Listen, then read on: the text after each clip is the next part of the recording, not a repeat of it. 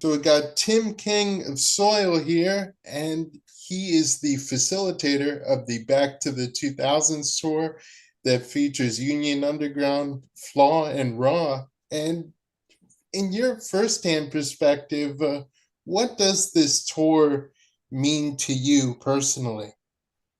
Well, it's definitely a celebration of the era that, all four bands came from, which is, the early 2000s new metal wave. And although, not all of us completely sound new metal, we were kind of all, lumped into that category. But we all had our big hit records out in those times. And me and Bryan Scott from Union Underground put this tour and this idea together. And we just wanted it to be a real awesome celebration of basically, quote unquote, the good old days when we were, all on the rise, all in our, early 20s, just starting out. We all had hit records at the time. We're all on Ozfest, give or take whatever years that we were on it, and just kind of really give sort of a celebration of, that era and that point in time. And we're all going to be playing the majority of songs from our hit albums of those times, which are Education, Rebellion, and Scars of One, and Through the Eyes from Flaw. So it's Mm-hmm. going to be pretty cool.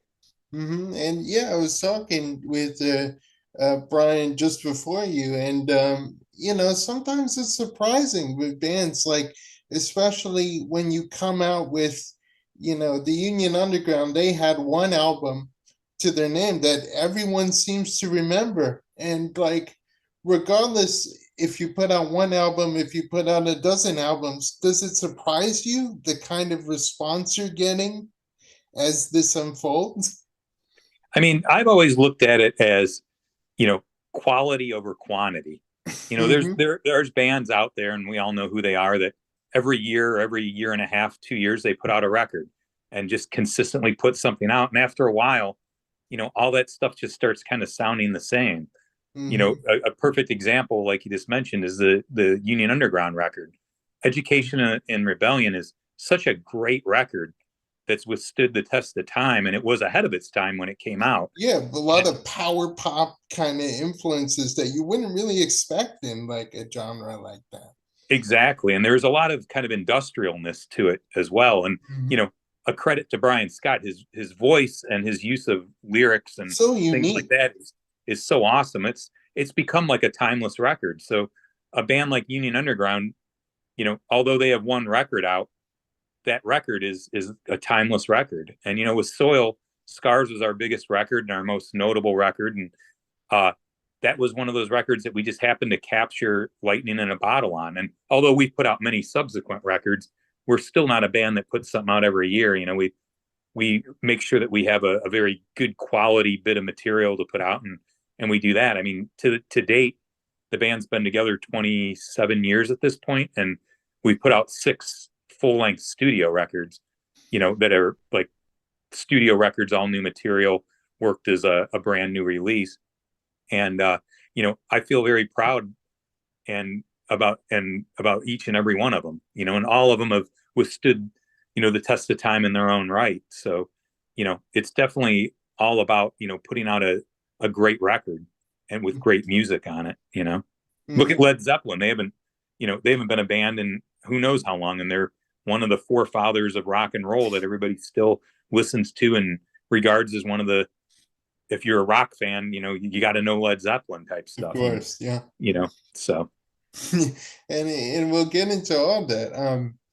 I was listening and just like browsing through your Play It Forward album, and it has a lot of your formative kind of influences. Everyone ranging from, Tom Petty to White Zombie to Moody Blues. And I was wondering, when it came to your own formative experience when you were growing up, did all of those genres kind of hit you at once, or did you listen to one genre and then move into heavier styles as you grew older? Yeah, I mean, for me personally, it started with AC/DC, Dirty Deeds Done Dirt Cheap, and Highway to Hell. I was a little kid, and my parents used to take me and my sister to this pizza place all the time. And in the jukebox, they had Highway to Hell and Dirty Deeds Done Dirt Cheap in there, and I would constantly put them on repeat the whole time that we'd eat there. You know, people, the regulars there, when they'd see us walk in, they'd be like, "Oh man, there's that kid that's going to play those same two fucking songs all over again," And that's where it God kind of damn. started for me. But what really, really got me into music was when I heard, Motley Crue Shout at the Devil for the first time. Oh I was man. on the playground, and my buddy brought the tape that was his brother's, and we just like instantly fell in love with it. And that got me down the whole rabbit hole of Motley Crue, Ozzy Osbourne, Quiet Riot, Rat, Dokken. I mean, you name it. And uh, I really got into all the kind of like hair metal type stuff, and Yeah. that's still that is still one of my favorite genres all time. I just love that stuff. It was fun and stuff. But as time went on, I kept getting heavier and heavier. From there on, like Metallica Master of Puppets had come out, and I was in seventh grade, I think it was, and that record just changed my life. I heard that and I was like, oh my gosh, this is amazing. And that got me into like Metallica, Megadeth, Anthrax, Slayer, Nuclear Assault, Metal Church. And then I started getting into that. But I wasn't really a fan of the entire thrash scene. I didn't like those kind of high pitchy vocals very much. Yeah. So I had a very select few thrash bands that I would listen to, like, your Metallica's, Megadeth, stuff like that. And then it wasn't until I heard Obituary and Death and Napalm Death and Deicide to where I really like found a genre that I fell super, super in love with heavy wise. And, I got into death metal, and, there was no turning back from that, and formed a band that was pretty successful back in the early 90s called Oppressor. That's how I met Mhm. my guitarist, Adam, that's still in Soil with me today. And our old drummer was in that band and stuff like that. And, that's basically where the core of Soil began. Yeah. Soil began as a side project, but that's kind of my evolution of how I kind of got into music. And I still listen to death metal to this day. I even have a new death metal band I started called Embryonic Autopsy, where I'm Mhm. singing on it again, which is fun. But we went back to our roots with Soil, like our Ozzy Osbourne, Metallica. We were really into Corrosion of Conformity at the time and stuff like that, and kind of Mhm. put all that together. So when it came time to do the Play It Forward record, we all kind of put our votes in a hat, and we had four members, so there were four votes, and there were a couple songs where all four of us voted on them. A couple songs where three of us, and we just kept taking the majorities on down the line. We didn't have. I really wanted to do uh, Wasp. I want to be somebody on the thing, but I kind of got outvoted on that. So Yeah. as with we all lost out on some songs that we really wanted, but Oh man. uh, I thought that would be really cool with Ryan's vocals and stuff, but they were just kind of like, no. But I did get my way with, like, I picked out Thunder Kiss 65. I picked out Rockin' in the Free World, the Ramones song I Want to Be Sedated. Yeah. Uh, Me and the drummer TJ, we really want to do that Prong song, Snap Your Fingers. Yeah, Adam, prong. I our was player, gonna say prong too. That's yeah, good. it turned out really great. Like Adam, our guitar player, came up with, that redoing the Halsey song, Nightmare, and the Helmet song, which he brought that up, which was just a killer idea. And then, Ryan brought up the Tom Petty and one, and Oh a wow. couple others and stuff. So it was really cool to get everybody's perspective on putting together that covers record. And, it kind of threw a great homage to all the artists and things that we grew up on and things that we liked, and also things that we thought that we could kind of put a Soil touch on, Hmm. like a Neil Young song. Who would have thought Soil doing a Neil Young song would And sound it's like cool? Typo Negative did Cinnamon Girl, so it's kind of like when they do their heavy stuff, you can put your spin on it too, and it's not that alien because it's still heavy, kind of stuff. Very true. Very true. And I wanted to ask you about more of your formative influences because, when people think of the Chicago rock scene, Urge Overkill, Smashing Pumpkins, some people might say Catherine, Red Red Meat. But how was the death metal scene in Chicago in the early 90s? I mean, it was great. I mean, you had bands like Broken Hope, Oppressor, Flesh Grind, Jungle Rot. Uh, boy, I'm trying to think of there's so many cool ones back in the day. Dissenter was another great, band from back in the day, and we had a really great thriving scene, back there. It was a lot of fun, and we'd all stick together. There was this one place we'd all play called the Thirsty Whale, and Hmm. that was always a great place for us to play. There was a thrash band out there called Syndrome, which was gigantic in Chicago, and they weren't death metal, but they were more on the thrash side. But they really paved the way for a lot of bands, you know, uh, and the death metal scene in general. And then you had Master, back then and stuff like that. So it was a really cool scene, and we built up quite a cool fan base. Yeah, and when Oppressor formed, I mean, I was only a couple of months old. I was born in yeah, I was born in 91 myself, but I've learned to appreciate not only, scenes of the past, but alternative, a lot of metal. And I noticed that when I was listening to Oppressor, you have your moments where it's like kind of jazzy, more toward alternative, melodic kind of stuff that you don't really see in death metal unless it's like of that technical variety. Yeah, I mean, what's crazy is when we were doing that, I was actually in college, and I was taking all these music classes in college, like music theory classes. And when you took those, you had to take instrument classes as well. So I was taking piano classes and like all these like different variety classes, and organizing, symphonies, like tearing apart like Bach and Beethoven and Vivaldi and stuff like that, tearing apart their symphony. So I was really learning all these like classical elements and stuff. So I was bringing them to the band, and they were just like, "What the hell are you doing?" And I'm like, "Well, this could kind of give us an edge. It's something different, and it's stuff I'm learning about in school and stuff like that." So we incorporated it, just out of a whim, and it fit the music, and was really cool in that. And the crazy thing about it is we never thought twice about it. And now, we're talking like 30 years later, you Mhm. know,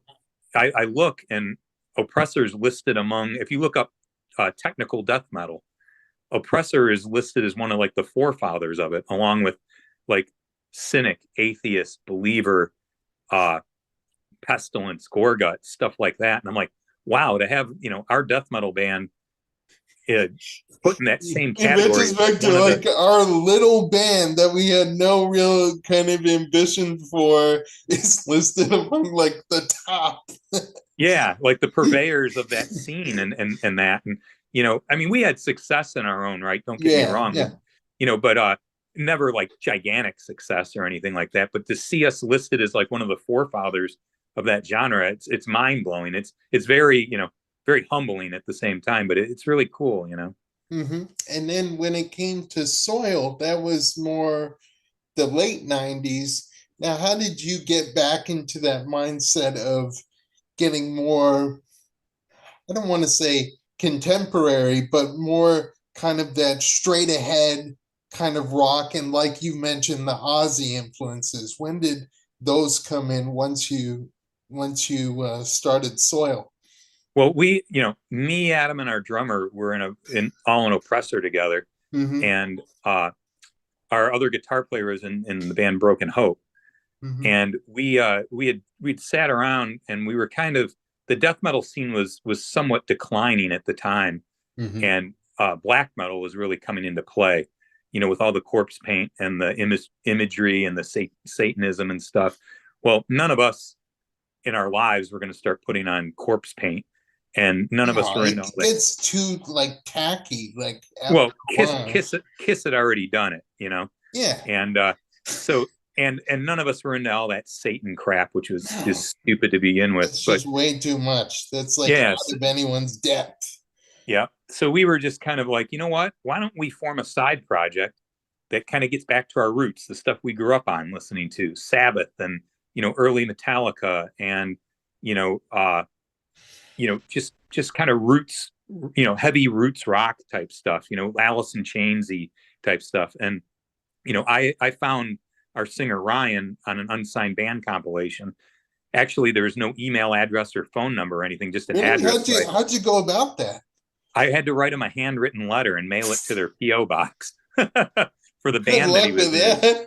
Yeah, that. and then his guitar player was reluctant to give him the letter because he didn't want Ryan leaving the band, but he Oh. actually gave it to him, and then Ryan contacted me, and Soil was then born after that, and we just kept we formed as a side project, but we were just writing it and having fun with it, and it just kept getting bigger and bigger and bigger and bigger to where it was to the point to where we just couldn't ignore it anymore. We couldn't keep it as a Mhm. side project. It was Yeah. just getting too big.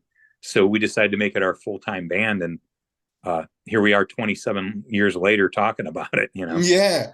And so like those first two EPs that you did, you had the worm EP, which Yeah. is your self-titled, and then you had El Chupacabra.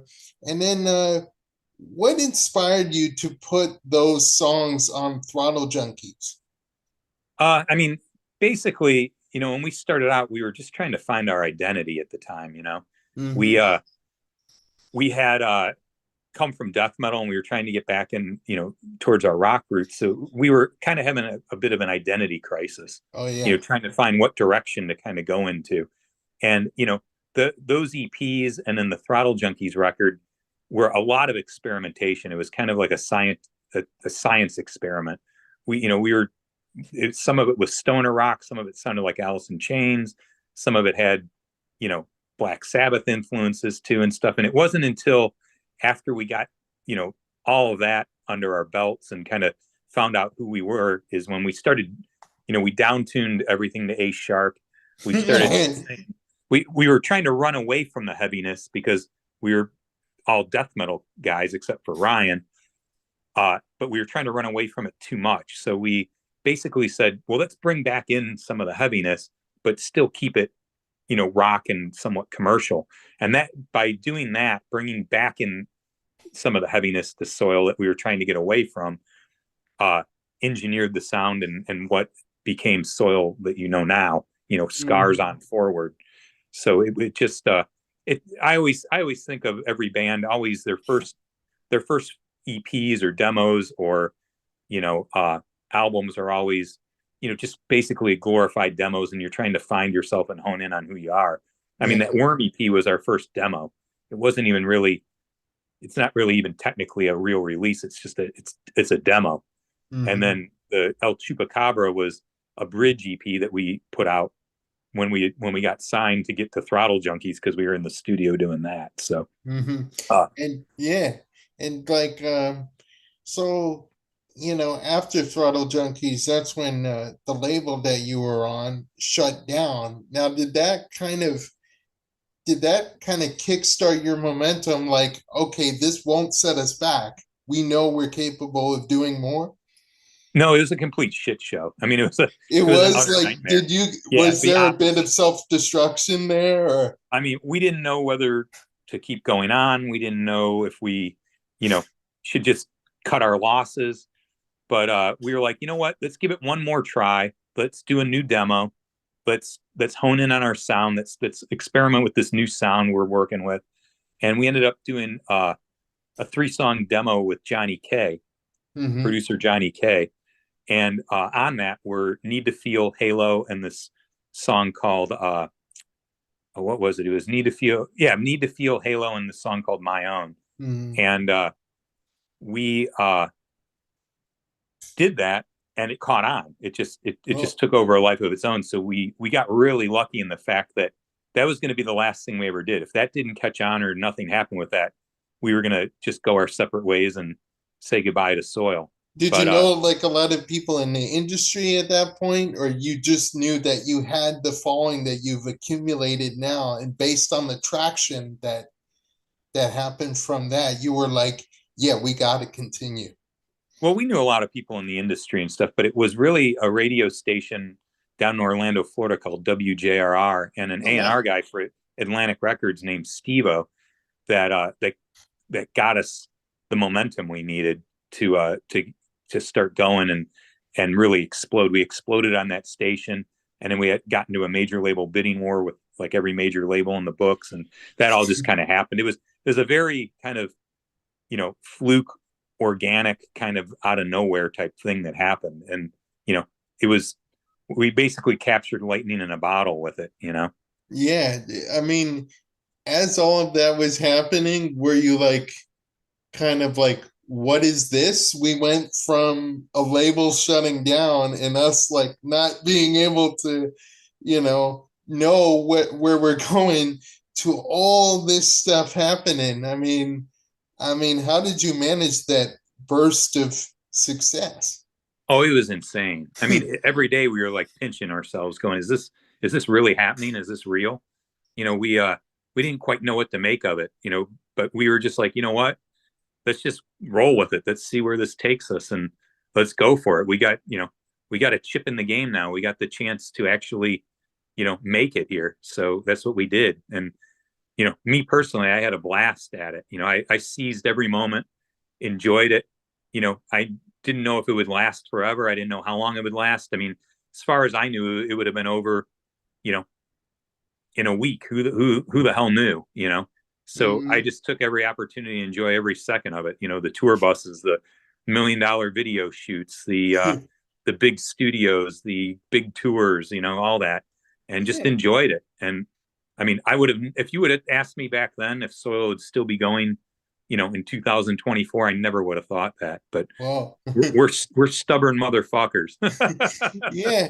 And I was thinking like you had a run of success in the early 2000s, and a band that was also coming up around that time was Drowning Pool. And I remember you did a tribute to Dave Williams. Do you still think about Dave even now? Oh yeah, I still get a little choked up when I think of the last time we hung out, because it was the end of it was the end of it was the end of Ozfest, Mm-hmm. 2002, and Drowning Pool and Soil were both on it. And Dave Williams came up onto our bus, and he's like, "Hey, Tim, I just wanted to you know uh hang out, with you. Ozfest is coming to a close. I wanted to come in, and I specifically wanted to hang out together tonight. We've been talking about it for just the two of us having a Tim and Dave night. Talking music, listening to stuff. So I'm like, come on up. Come up on the bus." And he's like, "What are we drinking?" I'm like, "How about a Coors Light and a shot of Crown Royal?" And he's like, "Awesome." And I had been holding on to these little miniature Crown Royal bottles.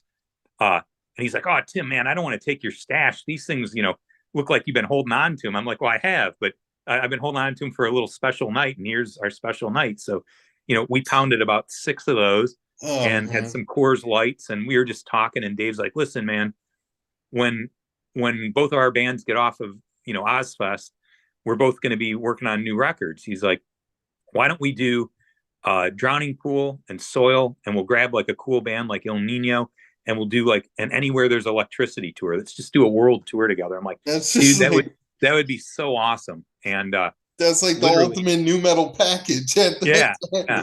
time. And literally his tour manager came to our bus. He's like, "Come on, Dave, we got to go." And he's like, "All right." So we gave each other a hug. We told each other we loved each other. He's like, "I love you, man." I'm like, "I love you too, Dave. I'll see you. I'll see you later." And he's like, "Right on, bro." Left, and then 2 days later, he passed away. So Yeah. Did you I know think, that he had heart issues at the time? no, that was completely like a just like an undiagnosed genetic thing that Oh wow. just nobody knew. And it's not like Dave was some sort of like super hardcore partier. I mean, we all Yeah, drank he and we just all had looked like a fun, normal but guy. yeah, I mean, we all of us drank and had fun and stuff, but not like Motley Crue or anything. We weren't Yeah. injecting Jack Daniels in our veins or swallowing a bottle of vodka in a Right. sitting. But it was just one of those fluke weird things to where he just, his heart just out of nowhere just gave out. It was a sad thing. He was a really good friend of mine, and I had a lot of Mhm. fun with him. And I I still I still remember all the times we shared together, and that last time that I got to spend with him, literally 48 hours before he passed away was, something special that, I'll always be able to cherish and keep in my memory and in my heart. I Yeah, miss that guy a lot.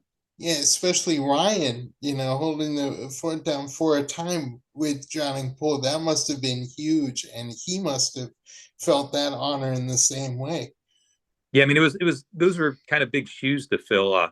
You know, back when Ryan left Soil the first time and he joined Drowning Pool, we weren't under the best of terms Right. during that time, Oh, but okay. we managed to all, kiss and make up and mend the fence. And Ryan rejoined Soil. He's been back in How Soil were for. you able to get things back on track? Did you stop for a while and think like, hey, I'm mad at these guys for like it seems like I don't even understand why I could still be mad at them. Like they're my friends, they're people that I care about.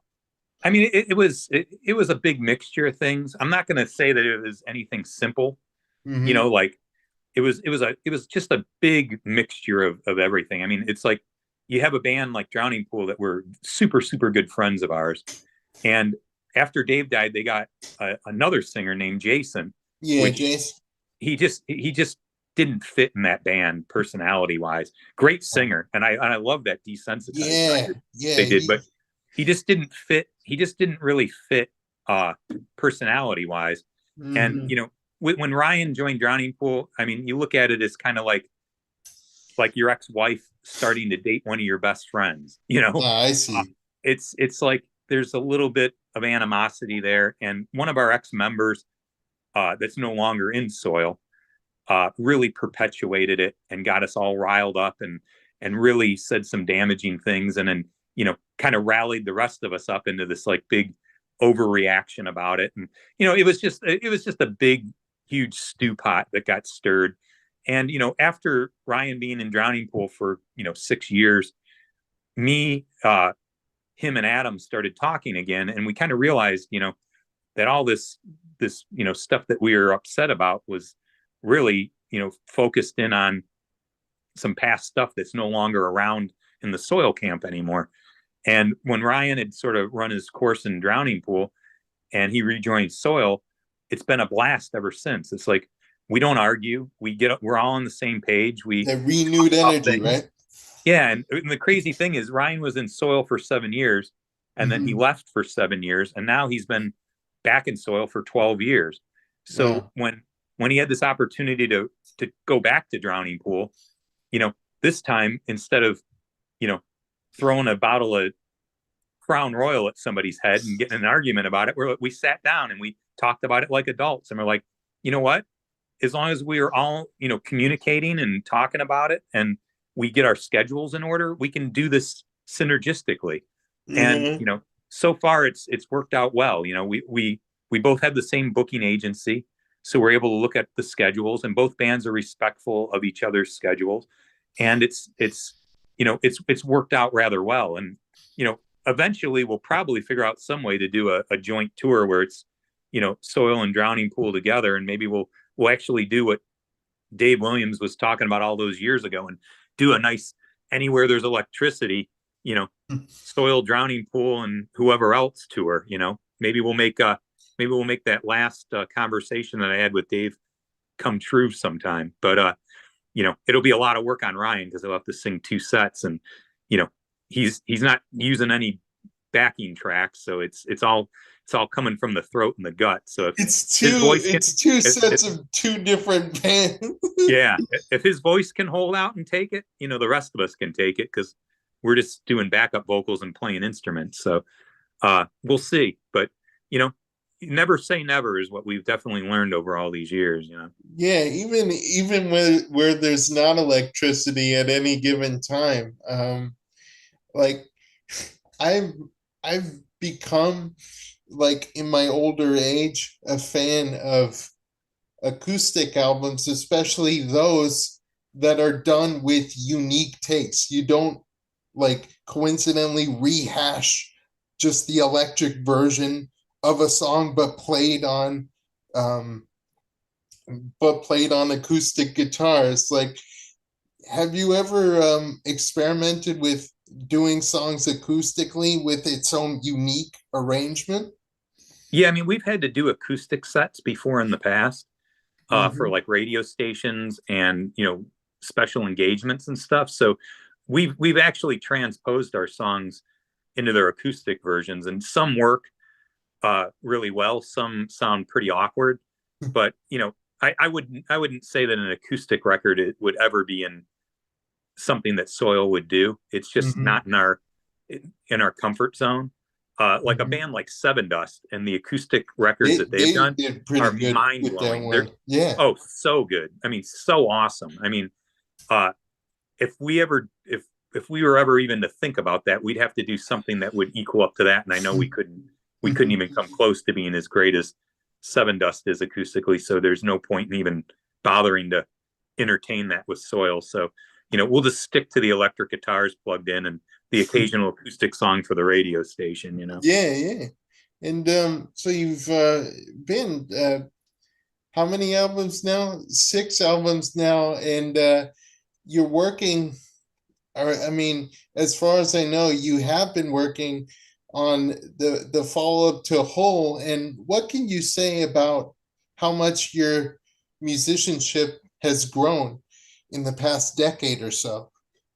I mean, we've been working a long time on new material, and every time we get started on it, it seems that like an opportunity will arise for like a tour or something comes up, and then all of a sudden it gets put on the back burner and stuff like that. And you know, eventually, we've got to get our next thing is if Store releases anything, it's definitely got to be new material. We've definitely uh, taken to the furthest boundaries of everything greatest hits, re-records, covers, records, every re-releases, everything you can imagine. So it's definitely time if anything else comes out, it's got to be new, but we need it to be top notch. We're not just going to throw out stuff just because we feel like we have to.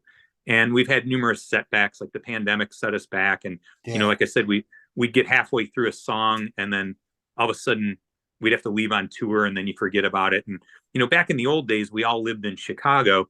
We had a practice space that we paid monthly rent on, and we'd go to 3-4 days a week. So ideas and music were just flowing out of us left and right. Now, with Ryan living in the UK, our drummer living in Tennessee, me and Adam living in Chicago, everything we do has to be sent through File uh sharing. yeah, file sharing. And you know it helps and it's cool, but we're still one of those bands that we do our best work The and get organic our best energy stuff. is best in the studio, right?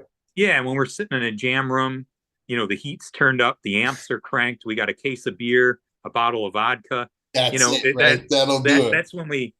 that's when you really see the true Soil stuff shine. And I think what we really need to do is maybe figure out a way where we can get everybody away from whatever they're doing in their personal lives and spend maybe like you know a month together writing just songs every day or something. I Yeah. think that would be, or even a couple of weeks, and pound out some stuff. But uh we've definitely honed in a lot on our sound, and I'm really proud of that whole record.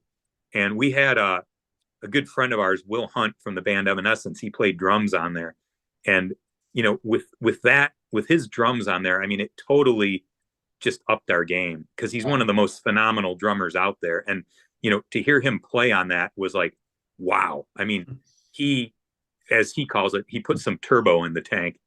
And man, me as a bass player, and drums and bass being the rhythm section, I was able to lock in so much better and do so many things bass wise that I hadn't been able to do before with such a great drummer like Will behind the kit.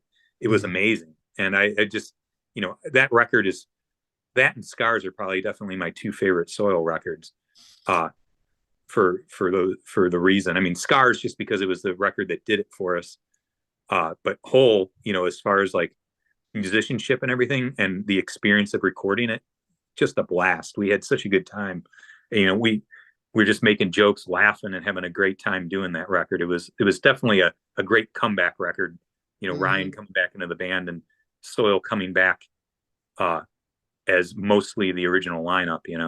Mhm. And when you mention Scars again. I mean, that really is the big record that kind of made you guys who you are. And, you know, I've seen a lot of reactions to like um, when artists look back on their past material, and even the most established bands would say, like, that's like something I did like 20 years ago, or something um, like completely kind of that's not my depth anymore, and I'm like so much more, mature as an artist. But what is it about Scars that keeps you coming back? It was just a very magical album for us and a very honest record, and Halo is our biggest hit of all time. I mean, that's no secret. Yeah. Uh, and what we're doing actually to celebrate, Scars is every concert we played last year and every concert we're going to play this year is going to be all Scars material. Wow. So anybody that comes out is going to hear everything, all Scars. That's why we're calling it the All Scars All Tour Oh, uh, wow. thing. So that's going to be on this Back to the 2000s Union Underground Soil Raw Flaw tour that's starting, in March. We're as Soil, we're playing all Scars material, and we Mhm. tested it out in Australia last year on a tour we did with Static X, and we did some festivals and select dates in the States, and it went over great. The fans loved it. So we're going to do that all this year. We've got European festivals that we're going to surround with a European tour. We're going to be announcing a UK tour very shortly, and we're going to be announcing more USA dates very shortly as well. So there's going to be a lot of opportunities for people to see that this year, and it's going to be pretty exciting. It's going to be cool. Mm-hmm. And considering your career up to this point, what have you learned about yourself, not only as a musician, but as a person? I mean, I've definitely become more jaded, I guess you could say. Uh, and it's because I never left the music industry. I also co-own a record label with my good friend Mark Nawara called Pavement Entertainment. Mm-hmm. And so not only am I, you know, do I have a record label, but I also have, Soil, which Mm-hmm. I handle the majority of business for that as well. And I've got my death metal project, Embryonic Autopsy. And, I never, and I manage, I co-manage a band again with my partner, Mark, called Mm-hmm. Plush, an all female band that's really blowing up big right now. So it's like music is, and the industry is hitting me 24 hours a day. So at times it's like, I just want to go outside and scream and just have a minute away from the music industry because it's just I'm around it so much. But at the same time, I'll wake up sometimes and I'll be like, I should count my blessings because I'm pretty damn lucky that I'm able to, you know, be so successful on so many levels. I've got successful bands, a successful band I manage, a successful record label. A lot of these bands that came out in the early 2000s, especially when we were trying to put together this Back to the 2000s package, we were thinking of bands to put on it. And we were having a tough time finding a package for it because most of all those bands that were out during that time are gone. Mm-hmm. Either they were too big for the package, like a Disturbed or Papa Roach or you know POD or the big bands from the era that are still going, or they were not, or the bands weren't together anymore. We needed to find bands that could go and be a part of that tour, and most of them are all gone. And to still be here, like this is the 27th year of Soil. We never broke up. We never took a break. We never went on hiatus. We've been going since we started, and that's a blessing. And I owe that to two things. Number one, our fans for sticking with us, and our fans getting their kids into the music and their kids getting into the music. I mean, we're three generations in Soil wise. We've got our fans from the early 2000s. We got their grandkids coming to shows now. It's crazy. So, I attest it to the fans, and I also attest it to, us for staying true, especially me and Adam. At one point, me and Adam were the only two members left in Soil, and we could have packed it up, but, you know, Adam's my partner in crime. We joke, we call each other our life partners, you know, uh, and we, our never say die attitude in the way that we, compliment each other. whatever what I'm good at, he's not. What I'm not good at, he's good at. So we form one super musician when you combine the two of us. And then getting Ryan back in the band has really given us the test of time to stay with us. And essentially, I guess you've learned to just recognize and appreciate and respect um, the relationships that you've accumulated up to this point. Oh yeah. I mean, there's two things that ring in my head. One is something our manager for Oppressor, his name was Dustin Hardman, said. He said to us, he said, it doesn't matter whether 5 people or 5,000 people show up to your show. Each one of those people paid uh, for a concert ticket. And if there's only 5 people there, it's not their fault that the other 4,995 didn't show up. You need to give a show like it's the last show you're ever going to get. You need to entertain them. You need to give them your all. And that's something that's always stuck with me because whether there is, I mean, every band has it. They have their bummer shows where the turnout's not so great. And then you have the great shows and the festivals where you're playing in front of, 15, 20, 30,000 people and stuff. But me personally, I feel that my band does it too, is we put on the same show we would in front of 100 people that we would in front of 50,000 people. And that's always stuck with me. And the other thing that stuck with me, and I'm sure a million people have said it, I don't know who coined it, but be careful who you talk to on the way up because you're going to be seeing them on the way down. And Soil as a band, we were always very respectful and thankful to the people that got us, to where we were. And when we were on the rise, we never brushed off anybody or gave that, do you know who I am type attitude, with things like that. And, sure enough, every band peaks and then they dip and then they come back up and stuff like that. But, all those people that we needed when the chips were down were there for us because they're like, I even remember, some old radio reps going, you know what? Everybody that was on the record label, J Records, Clive Davis's label, that we'd see, they treat us like crap, like all these big pop artists. But you guys would always invite us on the bus when it was hot out to get in the air conditioning, give us beers, get us tickets to catering, anything you guys need, we're always there for you. And a lot of those people have gone on to different promotion companies, different labels, different things. And, they're always, sympathetic to Soil and giving us great opportunities and helped us out, when they didn't have to, because we treated them respectful back in the day when we didn't have to. And, they remember that. So there's the two sides to that coin. And that's what I tell any bands on my label or any new bands that are coming out and stuff. Remember those two things. Those are two definite phrases to live by if you're a musician and you want to take this seriously as your career. Mm-hmm. And you got me thinking too, because in the 8 years that I've asked that final question, I've learned to also recognize who brought me up in the same way, and the publicists who continue to send guys like you my way, knowing that I'm able to ask the questions that I ask, and knowing that there's some trick to it, because that's been my thing, just kind of crafting my sort of I don't know, je ne sais quoi as an interviewer, and I want to focus on relationships and bonds just because that's kind of what plays into music existence. Why we exist? It's because of music.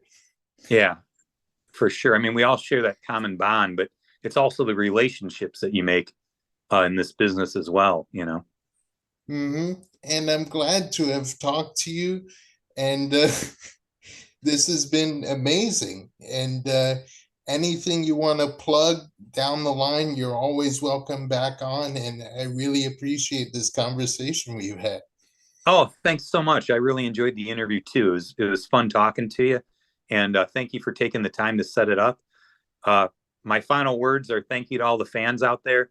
Don't miss our March back to the 2000s tour, Union Underground, Soil, Raw, Flaw. We're going to bring you back to the Ozfest 2001, 2002, 2003 days. Play all the hits, all the deep tracks, all the cool stuff. Come on out and let's just have a good time, man, because that's what music's about. We all survived the pandemic. We all got through that. It's time to go out and have some fun again. And we're going to go back out in the spirit of the early 2000s and bring that to you in March. So uh, check it all out. Everybody knows where to find all of our bands. And thank you again. It's been a pleasure. Thanks so much, man. No problem, brother. You take care and hopefully we'll talk again soon. Yeah, hell yeah. Take care, buddy.